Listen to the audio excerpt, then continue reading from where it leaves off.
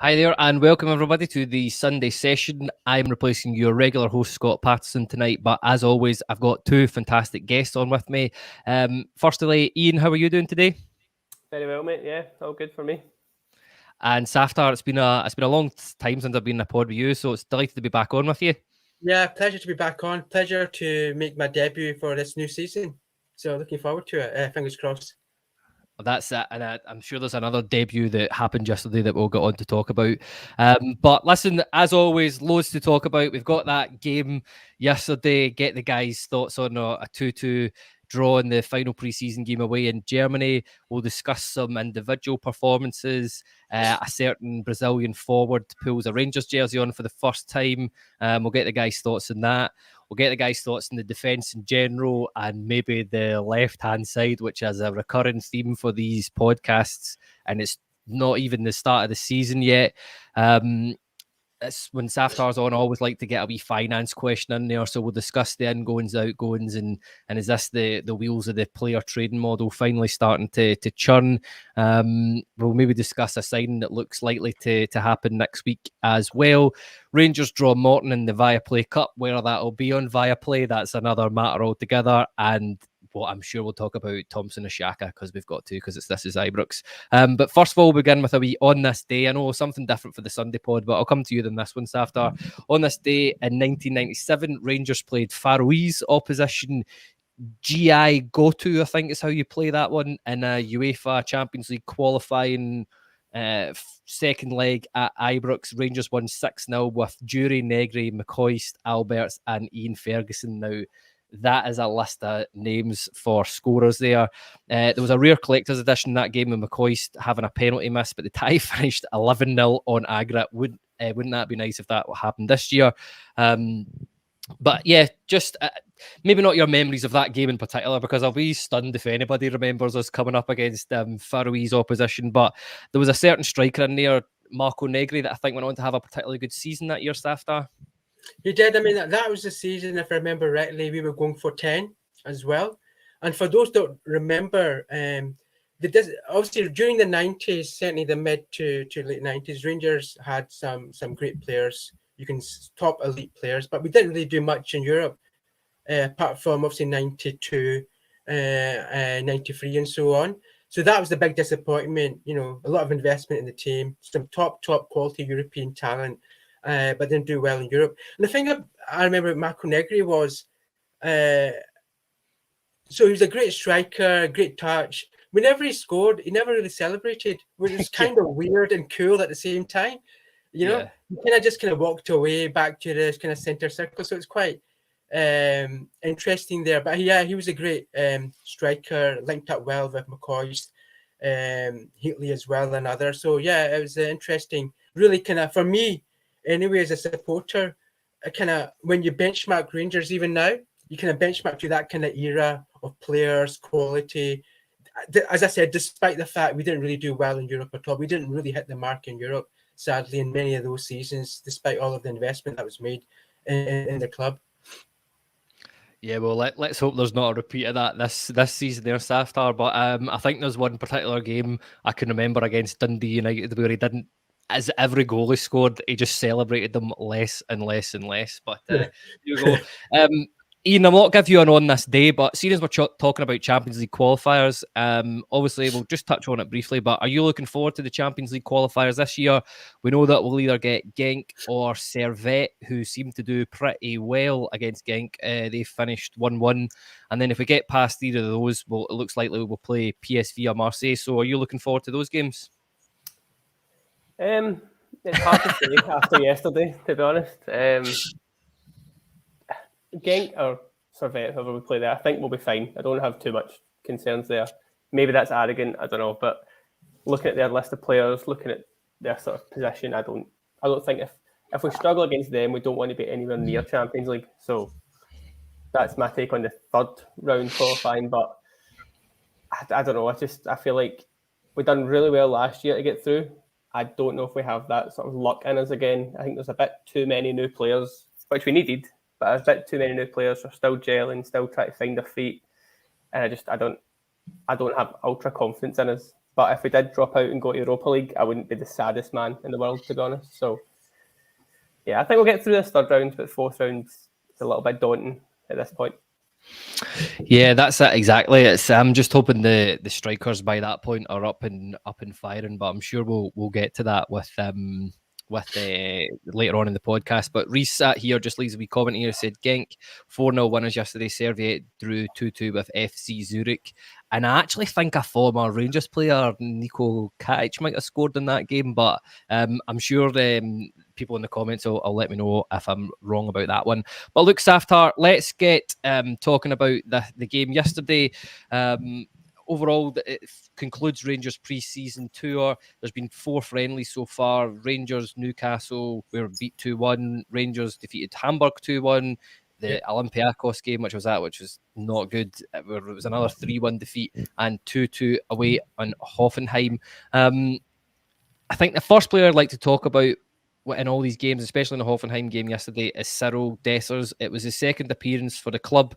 He put himself about yesterday. Looks like he took a sore one in his left eye. I don't know if you saw his post-match press conference, but it was absolutely massive. Yeah. But what have you made of him so far, and where can you see his strengths helping out the team? I think he's kind of slotted in well. Obviously, it'll take time, and this goes for all of the players. Obviously, essentially, we've kind of bought a new team over the last kind of 6 weeks or so. So it'll take time. He did well to win the penalty or get the penalty in the second half. He's kind of put himself out and about. He's slowly adapting to the game in terms of the pace or the way we play. And even I think Michael Beale doesn't know the full best 11 or even the formation that we're going to be playing going forward. So it'll take time, like all of them. I have high hopes. He's there. I see him certainly one of the starters in the team, and as well as that, really playing aggressively up front. Something we kind of lacked last season, a bit of aggression. Whether that's wide or coming in and getting in there, the penalty was a prime example, as well as getting some assists and so on as well for others in the box. Yeah, that's it. I certainly hope that is the type of play that he does bring to Ibrox. But Ian, what have you made of Cyril Dessers so far, and where do you see him fitting into this squad? Because I've seen quite a lot of criticism for him on social media, as you always do with any Rangers player. And I thought maybe it was a bit over the top. He said in his post-match press conference, or post-match interview, I should say, yesterday, that it's been tough, it's been difficult for him to get up to speed. But as Saftar mentioned there, I thought he showed a really, really lovely bit of skill to win that penalty, and the Hoffenheim defender had no chance, but the only thing he could do in that scenario was bring him down, I felt. But have you been pleased with him so far, and where do you see him fitting into the team as a whole?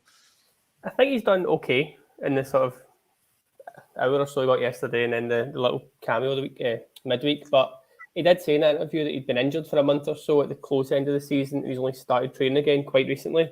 He's obviously had this sort of uncertainty of being in Italy and then coming here a bit not late in the window, but a bit later than we would have wanted ideally. But I think he's done fine. I mean, he's not going to come in and score a hat-trick without knowing any of his teammates, knowing how people play.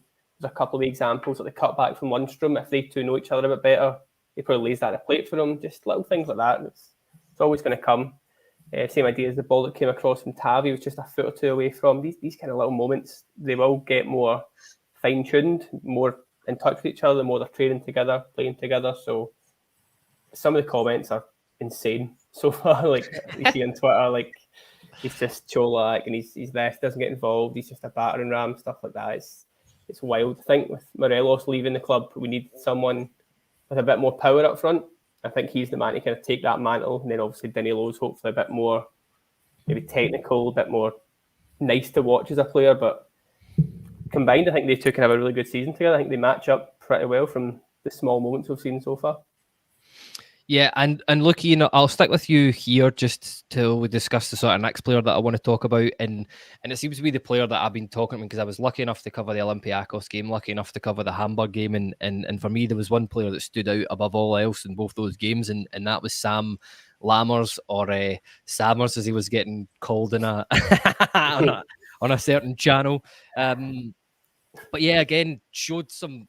He seems to be the player to me that's bought into Beale's philosophies the most in terms of. I've been so impressed with him, even watching the pre-season training videos. Every time one of the coaching staff shouted shoot, he's always got a shot away. He seems to follow the directions quite well. And before I get shot down here, I'm not making any comparison to Laudrup, but he seems to be the player that people are coming out and saying that he reminds them of the most in terms of his confidence, the way he takes the ball in his stride.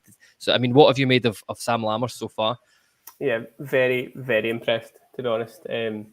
He looks a very fluid footballer. Like, he can be up front, he can be off the wing, he can be in behind. He's so clever as a player to watch, even like when he's dummying the ball or sort of little cute passes he makes. He seems to have got a lot of what we've been missing for a long time.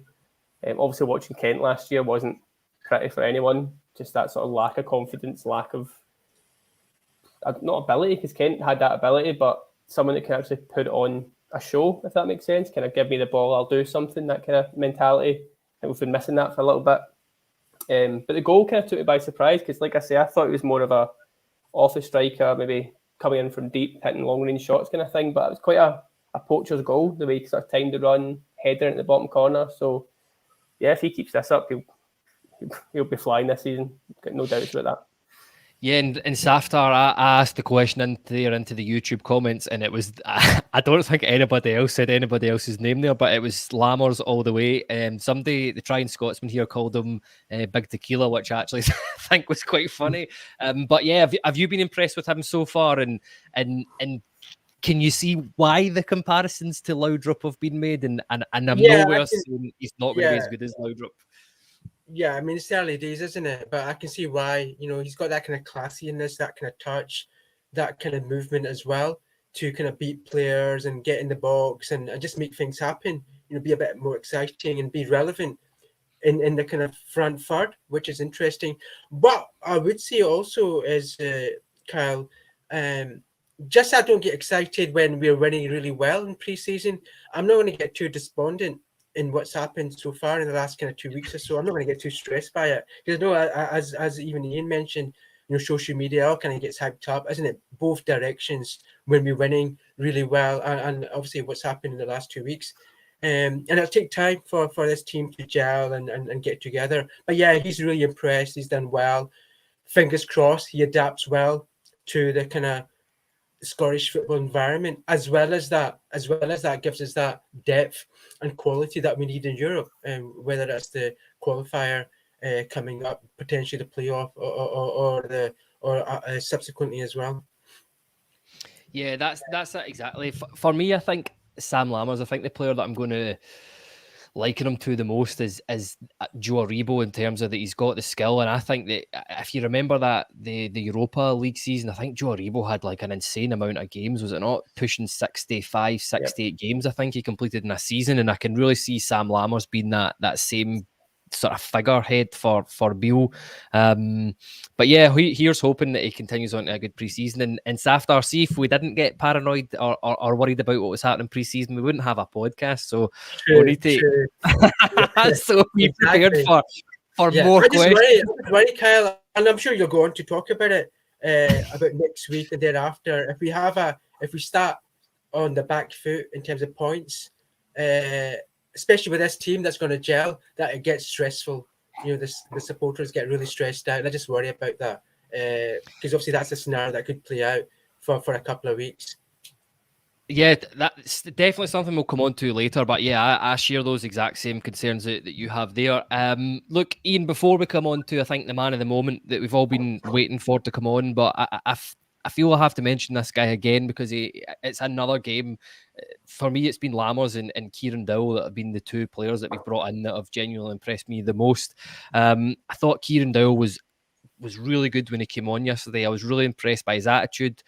He's been the one that I think's had the right attitude in this pre-season in terms of going into the tackles. There was that wee montage that was doing the round. I think it was in the Hamburg game where he won about 3 tackles in a row. And then also yesterday when he came on, he showed a lovely bit of skill, I think, to first of all flick the ball onto Danilo and then just to have the awareness just to drift out onto the right and play that through ball into Tav. But how impressed have you been since Kieran Dowell's come in so far, especially since he came in carrying an injury? Exactly. Yeah, I mean, I think he came in with, I don't know, not a silence about him, but no one was too excited by the terms of, like, we had a few big sort of star signings coming in, so he was just kind of brought in, he'll do a job, he'll be fine. But no, he seems to have kind of got it all in a very positive way. Like you say, he can dig in, he's got the tackle in him, but that craft, that creativity that we've been missing for probably 2 years or so now, that's someone in midfield who can sort of make that killer pass, as you say, into Tav. Looks an easy pass, but it's the pass that we've not been making for God knows how long. No, I'm well impressed with him. I know we're going to touch on potentially starting lineups and stuff like that going later in the pod, but for me, he's one that's probably worked his way into that starting 11 for me. I don't see anyone else putting in the sort of graft and commitment that he has, and I think that goes a long way for the kind of guy we want to see starting games. Yeah, exactly. Yeah, without any spoiler alerts, I think I'm certainly in the same camp as you in that one, and I'm really really looking forward to seeing Dowell play next year. For I've been saying it for, I think, since as long as I've been on part of this as Ibrox, that we need somebody that's a bit horrible in the midfield, just willing to do the sort of the dark arts at times and put a tackle in and just not have any regard for opponents. And I think that Dowell and Raskin certainly fit both those molds. So that's a midfield pairing that I am very much looking forward to seeing next season. But Saftar, I suppose you're going to get the kind of main point of the whole podcast here, and in terms of talking about the Brazilian. I don't know if anybody's been talking about this or mentioned it, but there's a Brazilian striker with a number 99 joined Rangers this week. We finally got to see him playing in a Rangers jersey for the first time. He replaced Cyril Dessers up front at around about the 60-minute marks. Showed some lovely touches, seemed quite direct in that sort of 30 minutes, was even loosely involved in the build-up to the goal as well. But how excited are you to see a Brazilian striker with the number 99 at Rangers, which is just kind of mental for me? Yeah, I mean, obviously everybody gets hyped up when you mention Brazil strikers, don't we? And they've done well, obviously at different levels in Europe, in the European clubs or whatever. So yeah, it's exciting. It's a big investment by Rangers, as we know. It's common knowledge. He's come with an expensive price tag and all the rest of it. So yeah, yesterday it's hard to judge, isn't it? It's only been a few minutes. He's had game time.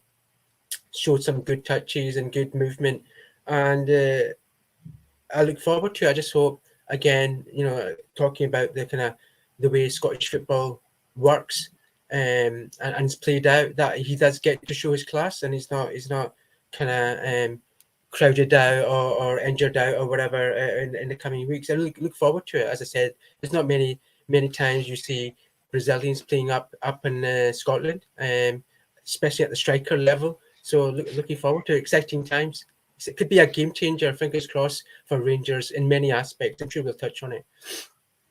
Yeah, and Ian, it's a similar question to yourselves. Where do you see Danilo's strengths in this squad, and are you as surprised as I was the fact that we've went out, spent a decent chunk of change on Dessers? And I think even been on these podcasts, I said that if we go out and get Dessers, I will be stunned if we go out and get Danilo. But fair play to the board. They really seem to be back in Beale this year, and it looks like we've got a really, really good player on our hands here if he plays the way that he played at Feyenoord.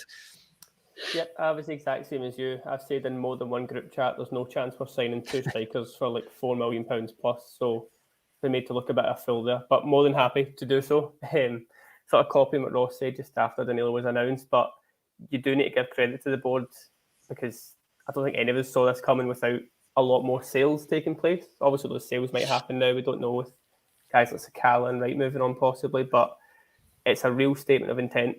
If Beale doesn't get what we want him to get this season trophy-wise, you can't really give any excuses to the board. They have backed him to the hill so far. And as you say, we've got a strike force now that, whether it's one up front, two up front, three up front, there looks to be a lot of goals in that. I mean, every clip you saw Danilo before he came in, every pre-season game he played, he seemed to score. So he certainly knows where the goal is. I don't know if Dessers has that quite capabilities in him goal-wise, but as long as we've got somebody doing the goals, I think Danilo can be the star man for this team. Yeah, that's it exactly. It's the it's just the fact that he's even been scoring some really good goals in pre-season for Feyenoord as well, and it's just about us trying to capture that and get him to do it in this squad. But listen, it wouldn't be a Rangers podcast without a bit of doom and gloom on it. So here's the doom and gloom section for everybody watching. And Saftar, I'll come to you first on this. There's some overall comments as well, which I'll maybe come back on in terms of formation and shape and the players all sort of gelling together as well. But one of the biggest issues for me pre-season has been the defence, and I want to talk about the centre of defence specifically. We know that Goldson will be back, but for me, the only positive in the defence this pre-season has been John Souttar. I know he wasn't playing yesterday. He seemed to be one of the ones that have been struck by illness, as Beale alluded to in his post-match interview. But yesterday we finished the game with no recognised centre-halves. Beale said this is a scenario that might happen in the season, and I was just getting horrible PTSD flashbacks to having James Sands and Leon King as a defensive centre defensive partnership in the Champions League.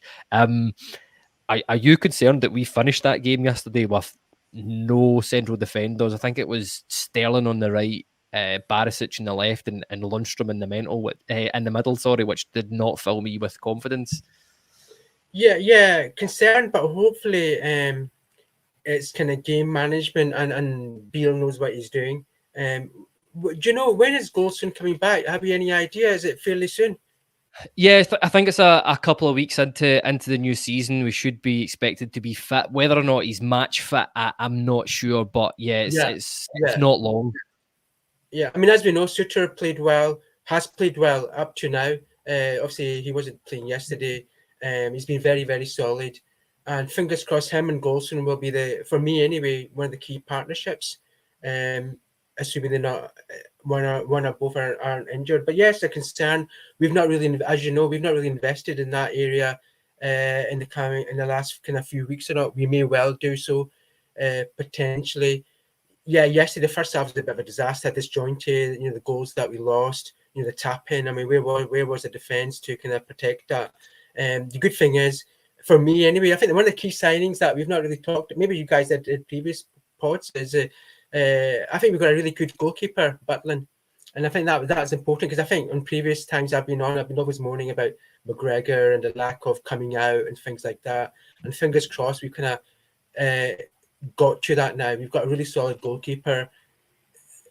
Assuming we don't have injuries and Goldson comes back, Souttar stays of course, we should have a fairly solid defence.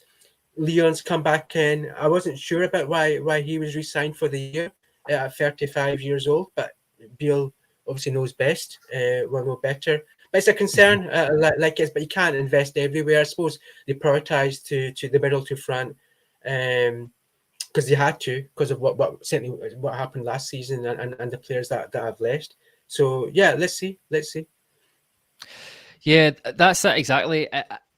I'm glad you touched on Butland there, because I think he does have the potential to be a good organiser of the defence. I don't know if he'll be as vocal as our previous goalkeeper, but I think any goalkeeper going shouting at defence as much as Al McGregor did, that takes some going. But Ian, where do you sit in it all? Like I said, there's a few comments coming in here saying Timothy Sharp says 3 out with a bug. How often does that happen? But I mean, last year we did. It wasn't bug. We had no central defenders due to injury. We know that Leon Balogun's been brought back in. I'm not too sure why he left the pitch. It looked to be cramp. I think just John Lee Yafeko as well, who, as I've been saying, I've bought my ticket, but I'm not aboard the train. But yesterday I was reluctant to hand my ticket over to the conductor, put it that way. But if everybody's fit, Ian, I'm assuming that you're going to pick Souttar and Goldson as your central defensive partnership. And the next question would be are we going to bring in another centre-half? I know Beale talked about it when he was naming a list of signings that we should identify at the end of last season. So is this an area where you think we need to go out and strengthen? Well, surprisingly, I may be the only person in this chat or this whole environment that wouldn't have Goldson and Souttar, because I'd still have Goldson and Davies. I know I'm going to get a ton of comments here, probably kicked off the pod, but I like Davies. I don't I don't think he's been anywhere near as bad as people are trying to convey. He was a big part of that 10, 11 games, like clean sheets when Bale first came in. He was brilliant. I like Suter, don't get me wrong, but I just don't have enough confidence in his fitness that he's like the main man going forward. If he is, he's great because, like I say, he's very good. He's been very impressive. And as the comment says there, he probably is our best defender on his day, but I don't see why Davies gets written off so badly.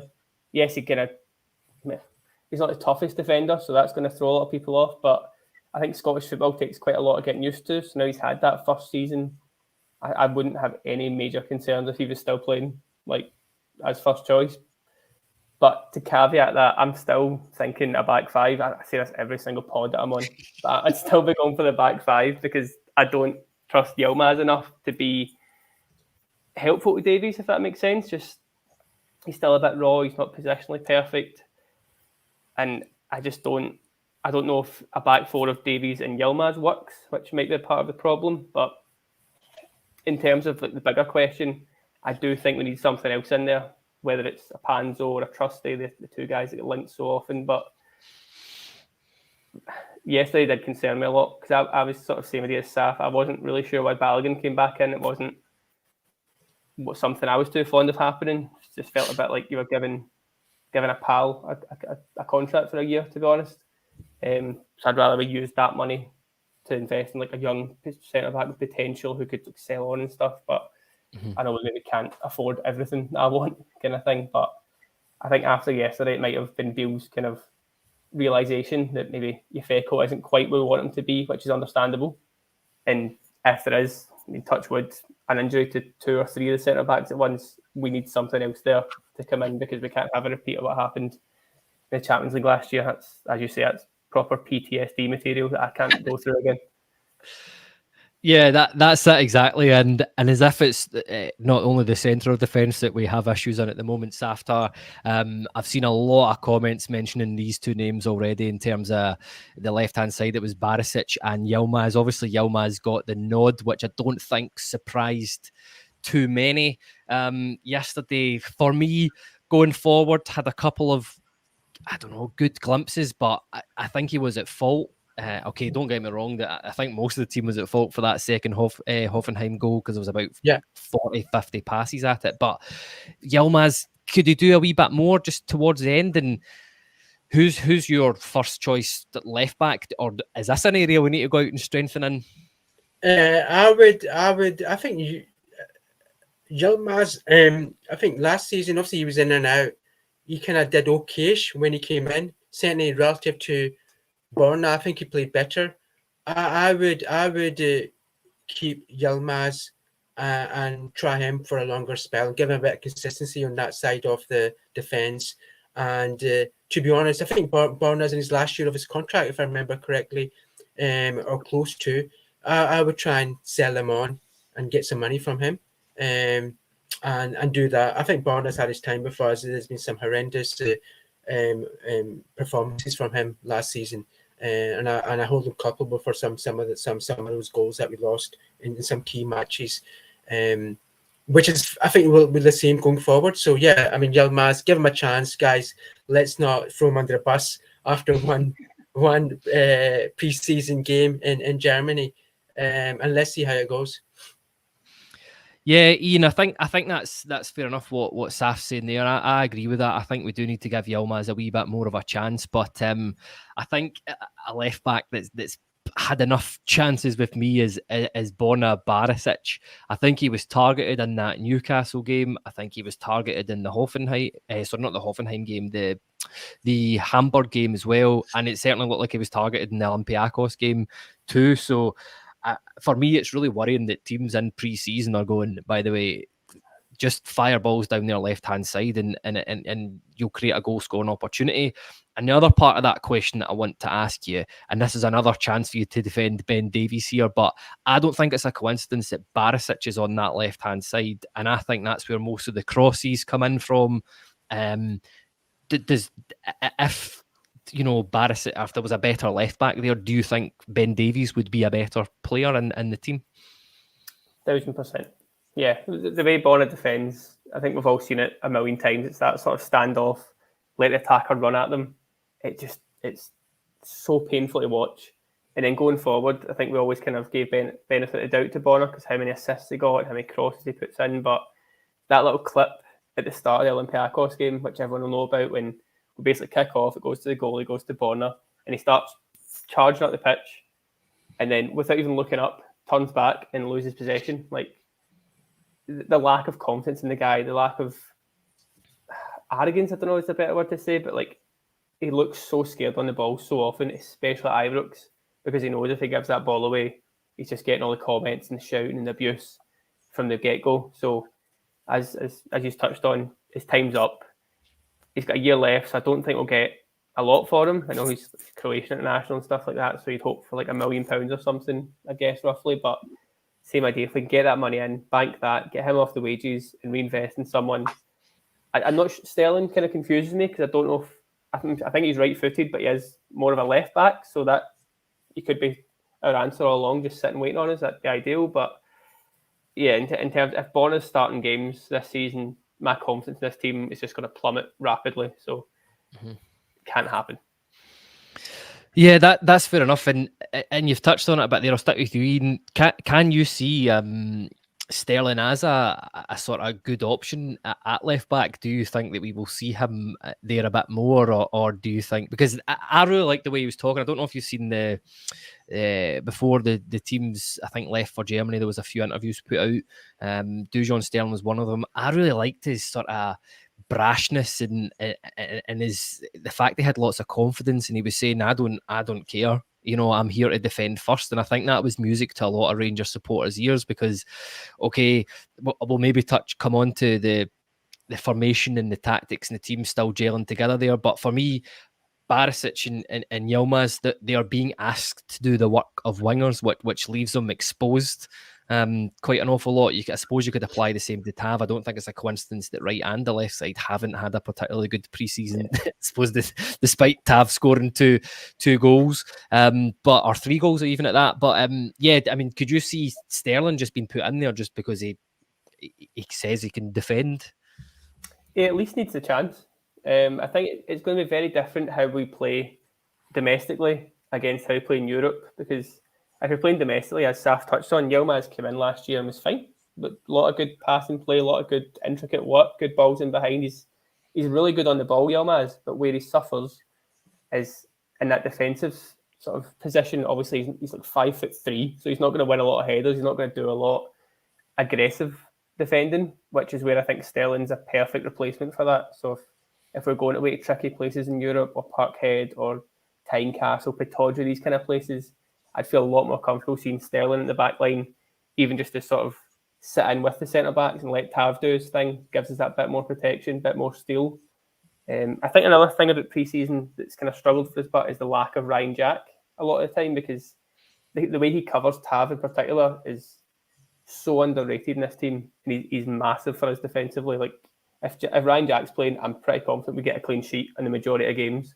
Whereas if you take him out, there's no one that can do that job, no one that can do what he does. So I think if Jack was a bit more available this pre-season or playing more games, we wouldn't have this defensive sort of fear going through us right now. So again, it's something else that can come in and hopefully steady the ship a little bit.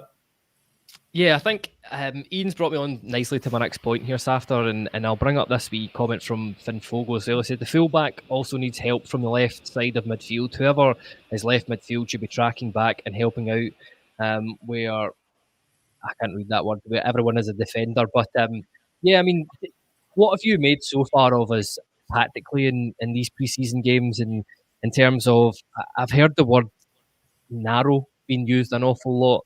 And we haven't, again, you want to mention Ryan Kent too much, but you know, we're used to having men out hugging the touch lines. We're used to be overlapping from the defenders.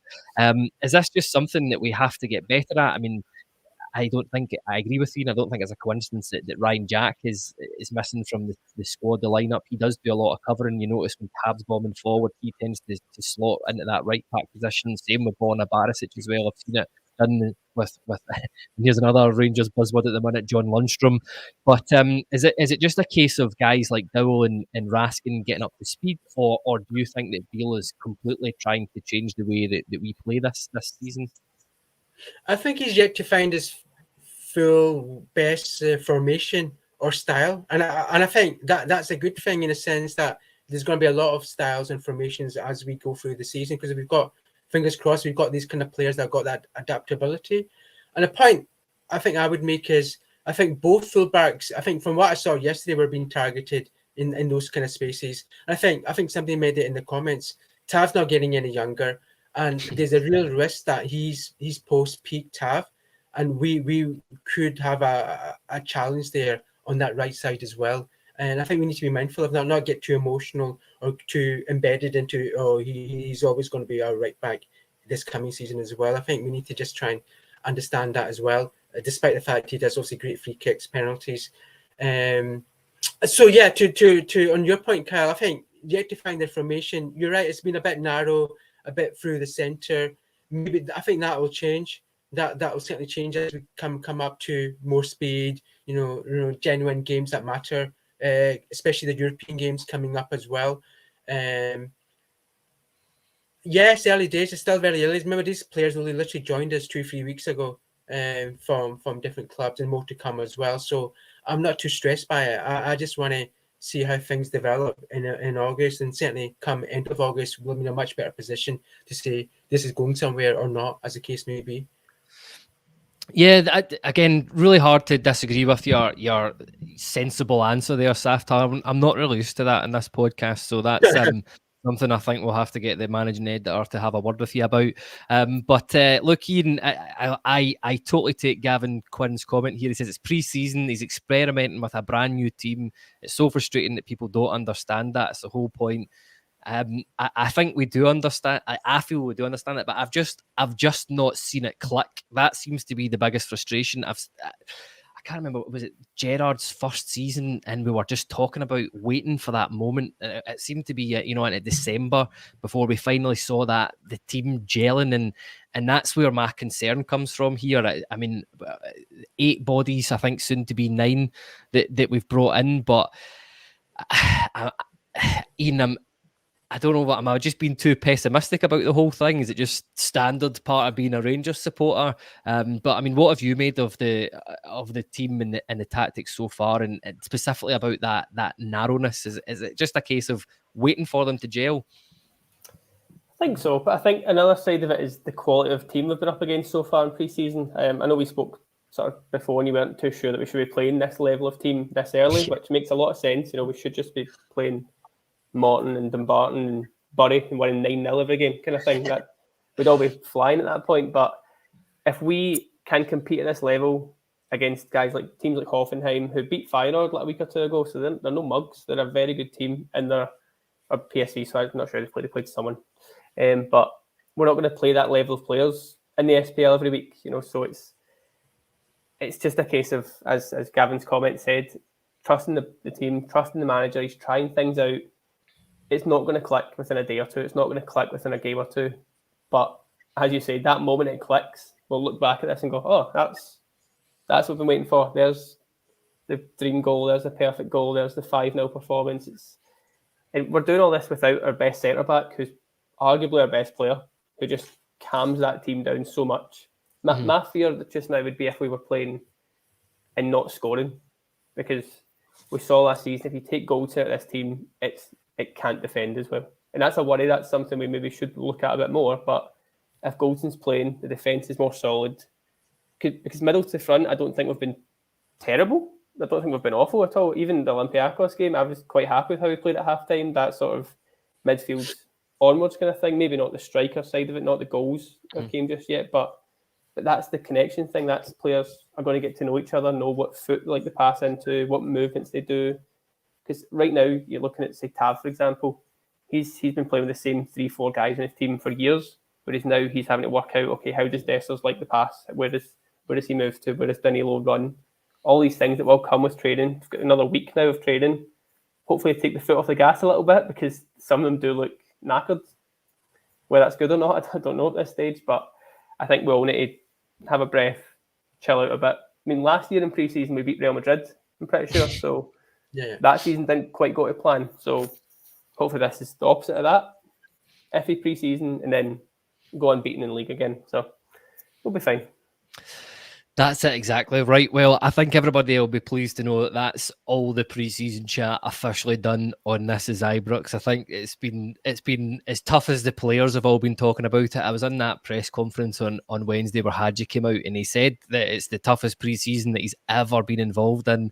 And I think as a Rangers supporter, this has been up there with one of the toughest pre-seasons I've ever had to watch. So thank goodness it's all done, and hopefully all the experimentation and all that pays off, and we'll be on to the competitive games or the competitive game next weekend against Kilmarnock. But Saftar, let's get talking about something that I always love hearing you talking about, and that is to do with Rangers' finances and the transfer sort of overall up until this point.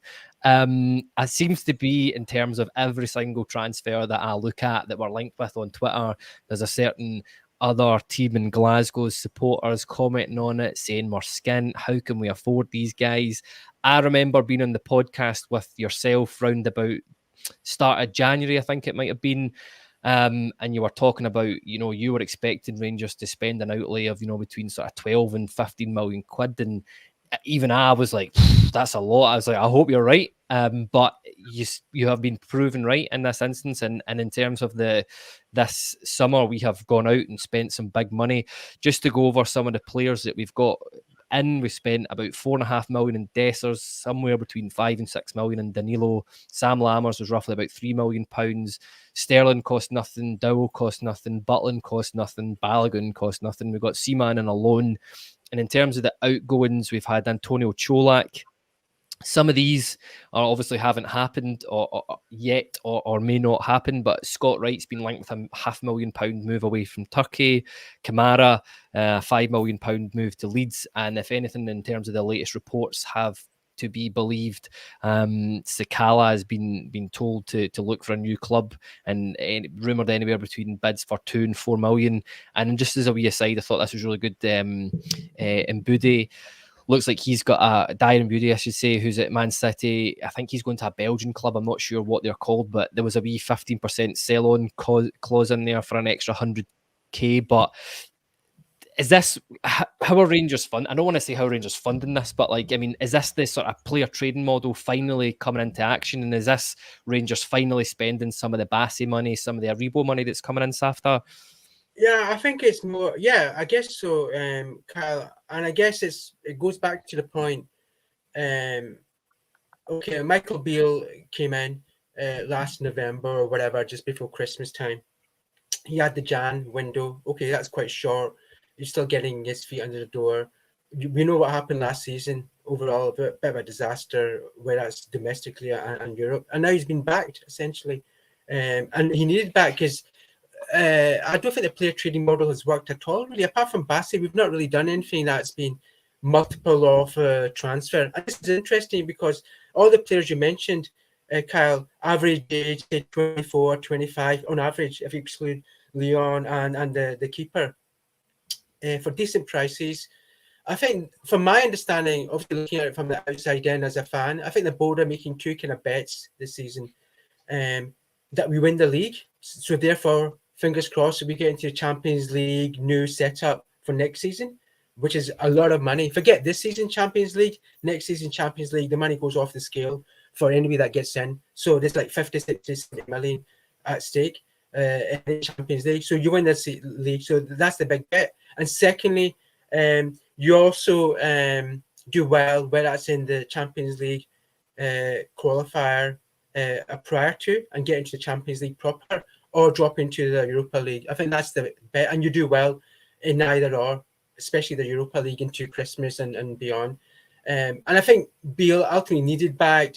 What could you do? You can't really buy 1 or 2 players. We know we were off it significantly last season, despite only being a 7 points difference in the end. And I think that's it. And they've probably deeped into reserves and shareholder funds or whatever to do that. Ultimately, we're going to have a decent year this end of this kind of financial year, if you want to kind of look at it that way, because we had Champions League money, despite being a disaster for us in the games themselves. We got decent money from that group stage last season. So I think that's the bet: win the league with this squad of players, and you've been given the money now to do it. We've been backing you. We've given you a fresh team, essentially. And at the same time, start implementing the player trading model. So you'll probably see some of these players in 2 years' time leaving, hopefully for decent multiples. So therefore, you start again for another talent pool or whatever. Because obviously Morelos, Alfredo growing, Ken going for nothing. It's been a disaster. We should have got capital from them. You can argue 5 million each, 4 million each, or whatever in seasons prior, and I think that's been a mistake to have kind of slipped that and so on. So I think that's the way they're thinking. They made a big bet on this. Fingers crossed. We all hope and pray it works out. That's it as well. And Saftar, I don't mean to put you on the spot again here with another question in terms of finances, but loads of people in the comments are saying, there's things like you mentioned there, the Champions League money coming in. That was obviously good. I mean, despite the board coming out and quashing the rumours of our pot of gold that we would have allegedly got for that. But it's things like the museum opening, new Edmondson House, the strip selling.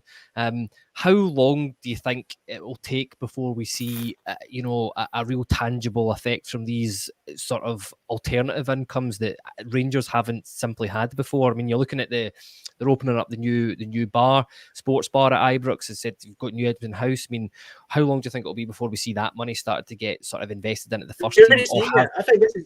I think you're already seeing it, Carl. This is part of the investment. I mean, the board wouldn't be spending. I think it's next season you're going to start spending on the stadium, aren't they? The infrastructure, the new seating plan, the new areas to get more seats in and build that out as well. So that's Champions League money from last season. That's some of the Europa League money as well. Prior to that, as you know, there's been a board restructuring over the summer as well. I think that's also helped to drive minds about what the hell we're going to be doing going forward and how we're going to get and do it. And at the same time, you're seeing what's happening in the English League, Europe, even Saudi Arabia, what they're doing in terms of players and investment or whatever. So I think that there's an element of everything, stadiums and strip sales, the Edmondson House being up and running, and more sponsorship coming into the club as well. We've got a new MD. He's obviously comes from a sponsorship sales background. So hopefully that'll all drive it positively. His deal's been backed, I believe, significantly, as we all agree. So it's time for the players to really kind of prove their worth. And now we've got a level above what we had last season in terms of player quality, I think. And fingers crossed that comes through in the coming weeks. Yeah, as you said, it was a criticism that was levelled at Douglas Park for a couple of years in terms of him not backing his managers, and I certainly don't think you can say that of John Bennett since he's come in. I completely agree with what you said there, Saftar, in terms that he's made some really good changes so far, and it's absolute music to my ears that you to hear that you said some of this money coming in from these external, or sort of, what's the word you would use, sort of non-typical revenue streams for a football revenue, has been the fact that that's already getting used is really good to hear.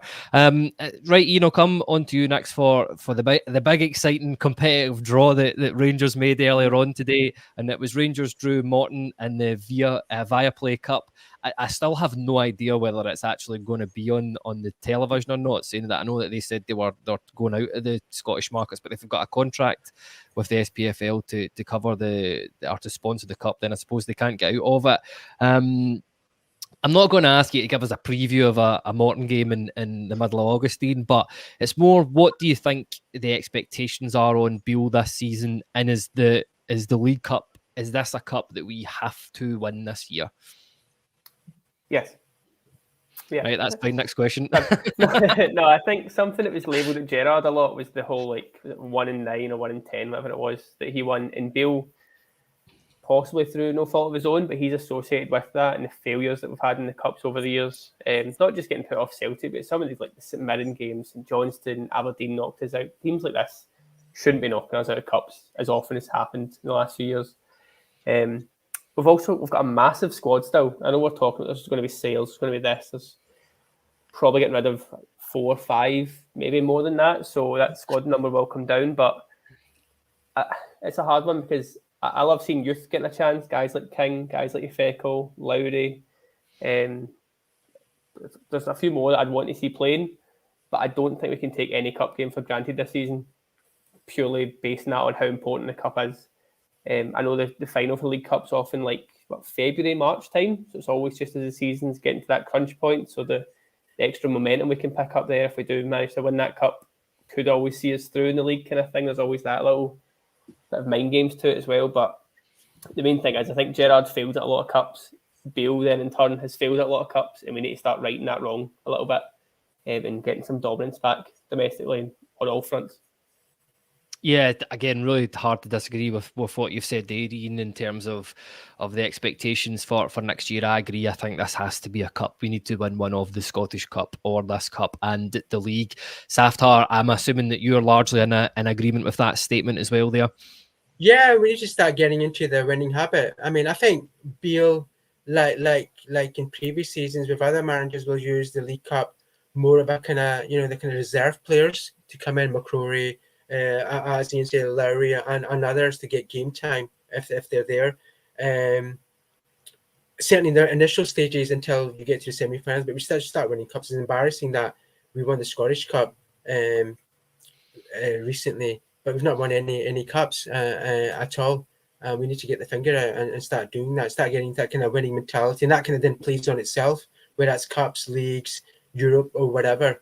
I'm hopeful for this season. I think last season, it's quite funny. Last season I was more hopeful on the back of the Europa League. What happened there and the final and whatever. But I'm quietly confident about what's going on.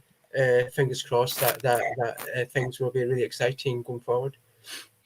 That's it, exactly. And before I come on to ask you about what you think the sort of lineup will be for the first game next season and who you think will play, there's been a couple of comments. This guy, I've not mentioned him quite yet. I alluded to him in terms of we've brought in 8 signings so far, and it looks like it's going to be 9 this week. But Ian, Hugo Bear here says Jose due midweek, and Cubby Cubster says Sifo, the final piece of the jigsaw. I know I maybe should have put it in when we were discussing Ryan Jack and the Raskin and covering the centre backs and stuff like that in the wings, but how excited are you to see this guy, a guy that Beale's talked about quite openly in a couple of press conferences so far, but Jose Cifuentes, it looks like he said we've got a pre-contract agreement with them. Again, I think this looks like a really good bit of business from the club that were kind of forcing LAFC's hand so that they get a bit of compensation. But I mean, how excited are you to see Ecuador international Jose Cifuentes in a blue jersey next year? It's about time. It's about time. The amount of YouTube stuff and like little clips that I've been watching of him playing, I just need to see him in a Rangers top now. I'm not. It sort of goes back to a lot of the other comments in the chat about it. I'm not sure how this works, sort of formation wise, and whose position he takes. And one thing that I've noticed in pre-season is Cantwell seems to be playing a lot deeper. So I don't like that dynamic too much. I prefer him being involved with the goals. So I think this sort of position he's taking up just now is where Cifuentes will hopefully slip in. And then it sort of completes the jigsaw, as again a few people have said. But it looks like he can do everything. He can shoot, can tackle, can win the ball. It seems that complete midfielder. All the scout reports rave about him. Brighton wanted him, so that's enough. If Brighton wants someone, we should be all over him. And yeah, it's the same idea as it obviously the Cantwell deal, the Raskin deal, that little sort of 6 months to go in the contract. Obviously, there's been a lot of haggling about this fee for whatever reason. So now that's finally done. As I said at the start, I just want him in now. It's hard to say. I was going to say I don't see him starting too soon, given it's like a different country, different way of living, different sort of club, stuff like that. But he has been playing probably more than any other player in the squad. I mean, he was playing for LA, a week ago, a fortnight ago still. Yeah. So he should be fit and ready to go, you'd hope. So yeah, very excited by this one, finally.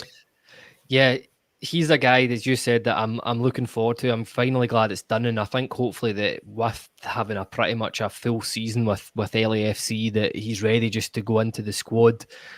So yeah, we'll see how that goes. But you sort of touched on it there. You know how when you speak about guys like Yilmaz and you worry about their integration into the squad and it being difficult coming from a place like Turkey. I do not know how somebody is going to go from like an LA lifestyle to come in and live in and govern. But good luck to him. Fair play. It's a hell of a move, and I think a bit of a coup for Rangers this one, because as you said, that seems to be the sort of gold standard. If they've been liked with Brighton, then there's probably a good chance. Who knew Davy Weir would be such a genius when it came to identifying football targets? If only could have had that under a few years ago when a certain Mr. Warburton and his magic hat were here. But Saftar, the last thing before we go into the before we finish up the podcast here, but just a wee bit of fun. What's your predicted lineup going into the Kilmarnock games? Is there anybody in there that you think, have you got any surprises in there, or yeah, what's your lineup going into the Kilmarnock game, Saftar? I think it could be similar to what started yesterday with Echo and Suter coming in, assuming he's recovered from his bug. I think it could be similar to that, because I think Beale will play it kind of safe-ish, not really bled in too many of the newer guys. It's Kilmarnock away. It could be a bit of a hustle and bustle, away fans and all the rest of it. So it could be similar to that, I believe. But let's see, because it's hard to predict now because there's so many moving parts now. New players coming in. As we know, we don't really know the style or the setup of how we're going to even play in terms of the formations or whatever as well. But I think it could be something similar to that going forward. Certainly next weekend anyway. That's it. And Ian, what's your thoughts on a predicted lineup, and who do you think will be sort of players that are going to have a good season for us next year? The caveat with the Kilmarnock away trip is the pitch. So I don't expect to see Ryan Jack anywhere. I don't think Balogun would even be risked on it. I think obviously it's fitness dependent, but I don't think playing Balogun makes any sense here, given he came off the other day, looked a bit tight in the hamstrings. We know he's 35, he's not going to play much this season, so I can imagine it'll be Davies and Suter back in if both have recovered in time. If not, God knows what we're going for. It just depends. I know there's so many, as Saf says, so many moving parts, so much varied positions here, but I'd expect Danilo to start, given the price we've paid. I think Dessers will start. I think Cantwell and Lammers will both play behind them, so I could see Sima dropping out. And then if Lundstrom is still here, I know there's a bit of chat about him possibly moving on, but I think just for as we're saying, the environment, the game style, you need someone in there that's going to hopefully just kick people a little bit. And him beside Raskin in a sort of 4-2-2-2 formation, if that's a thing. Mm-hmm. It's the narrow thing we've spoke about is a bit of a worry, but we just kind of need to play with what we've got for Kilmarnock away and then let the season start proper at Ibrox. Midweek it'll be. Yeah, I think you've got a very, very similar lineup to what I was trying to write it down, and I've got that sort of 4-2-2 in there as well. But I mean, you are playing with fire at the moment, suggesting Lundstrom and Davies should be starting games from Rangers. Yeah. But it's all about opinions on here, and I think there's something to be said in that. But my lineup, it's very similar. I've got Butland, I've gone for Tav Suter, Ben Davies, ironically enough, after just slagging you off about it, but I agree. I think Balogun has been brought in this season purely as cover, and it's just because it's been pointed out it was unfortunate we had illnesses to quite a few of the centre halves, and hopefully they're over that by the time the weekend comes. You can tell how angry I was with the left back position because I've just written down Sterling for that one. No messing about. I've got Raskin and Dowell as the kind of holding midfielders, and I'm going to say Cantwell at the bottom of a diamond with Lammers going either left or right. Totally agree with what you've said. Danilo has to play based on the money that we've paid for him, and Dessers also. He's got to play as well. I think against if you know anything about Derek McInnes teams, the one thing you know is they're big and physical, and I really think that Dessers is going to be about them, and I just want a guy who's just annoying defences this year. But listen, I think that just about wraps up the pod. That's us just about giving an hour of content there. Hopefully you've all enjoyed it. But just a few wee things just to wrap up the pod this week. There's been a couple of new Twitter accounts that we encourage you all to follow. We know we're trying to keep This Is Ibrox main account for first team football. So we've branched off. We've got a new This is Ibrox Youth account. It's at TII Youth. So go and follow that on there, guys. And we've got a women's team one as well. And that is a bit more complicated. This is full words. It's This is Ibrox and it's RWFC. Also got to mention the fact that we've got a free app with all the videos, all the content. There's forums on there if you want to go and get involved in the chat as well.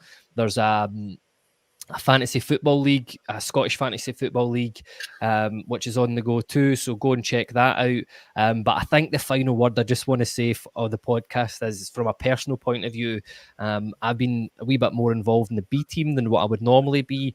And on Wednesday, I was there with Reese. For everybody that doesn't know, we sponsored Thompson Ashaka of the B team. And it was an absolute delight to see him come on after 10 minutes and score. And then again at the weekend, scored again. So just want to say, for everybody, this is Ibrox. Well done, Thompson. And we will be rooting for you for the rest of the season. But I just want to say, to finish up, thanks for my guests for joining me tonight. So thank you, Saftar. Pleasure as ever, Kyle and Ian. It was good fun. Yeah, let's hope this season is as good fun as this pod has been. And thanks to yourself as well, Ian. No, all good. Really enjoyed it again, and hopefully I don't get too many unfollows for the Ben Davies quiz. Yeah, that's just from the This is Ibrox contributors as well, that one. But listen, thanks everybody. Take care and thank you for watching.